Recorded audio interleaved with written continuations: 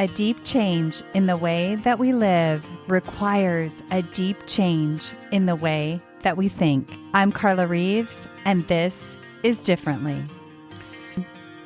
This episode today is for you if you are or have been feeling a little stressed, fearful, or filled with uncertainty about our future. You're not alone, my friend, and I think many of us feel this way, including me. And the key is, I think, in this particular time, is to be aware of the impact it has on you and your precious life, staying in fear, because there's so much impact when you stay in fear. I'm not going to describe all of that because I know that you probably know it like I do. And maybe you've been sensing God trying to get your attention. And maybe even that feels a little uncertain about what to do with that. If this is new to you, I have been here too. I don't talk directly about my faith a lot on this podcast, but I want to speak to it today because of the incredible peace that it has brought and continues to bring to my life.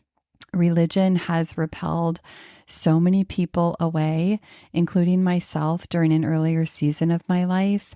But I could never deny the experience of God that I had over and over and over again from the time of being a little girl. And over the past couple of years, I think it was a couple of years ago, I heard something that really changed how I saw it all. Somebody said, Jesus didn't come to make Christians. He came to invite us into a kingdom. And that is the truth that I see now and experience now. And what's even better is that as believers, we have access to every spiritual blessing in the heavenly realm to walk through these hard things and hard times on this earth. And if you haven't already, considered that or thought of that or experienced that, isn't that exciting or intriguing, like something you want to move closer to, something you want to consider, something you might ask God to show you or reveal to you?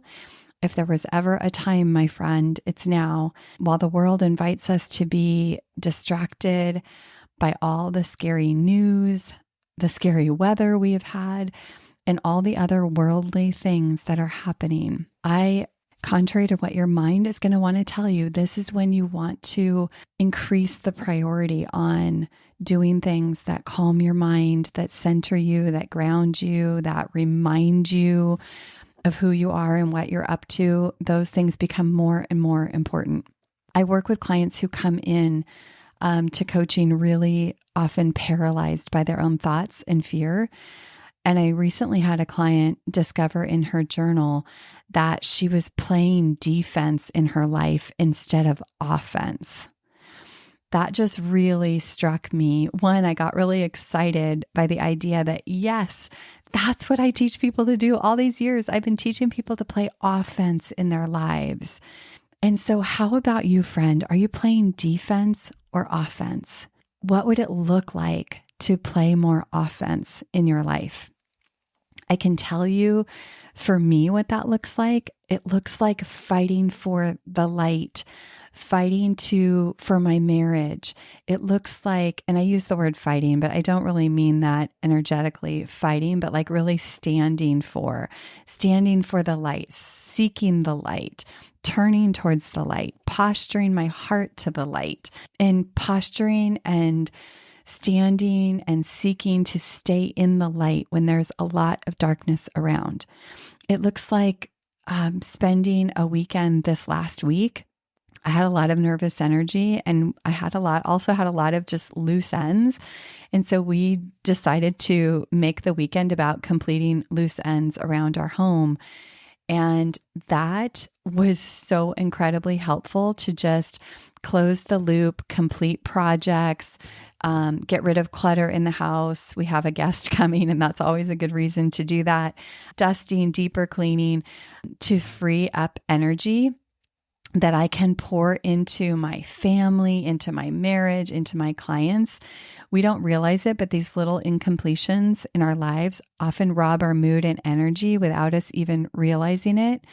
And so your mind may want to tell you, like, how could you be doing that when there's terrible things going on in the world? But often we can't control a lot of what is happening in the world, but we can control our own environment, both our external environment and our internal environment. And that can make such a profound impact on your own energy, the wake that you leave behind you as you're navigating relationships and working on projects and working with colleagues. That has such a positive impact when you take care of your own space internally and externally.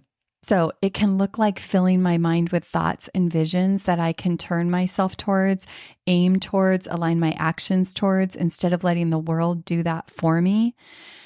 How about you, friend? What would offense in your life look like today? Grab your journal and explore this for yourself. This is a really great prompt to just take right into your notebook. And if you need a journal or a guide to help you get started, grab a copy of the Differently Journal for yourself. There's a link in the show notes. Get one for a friend too while you're at it. I am holding the possibility and envisioning a journal on every nightstand to help people walk in this world. God met me on the pages of my journal 20 plus years ago, continues to do that today, and God wants to meet you there too.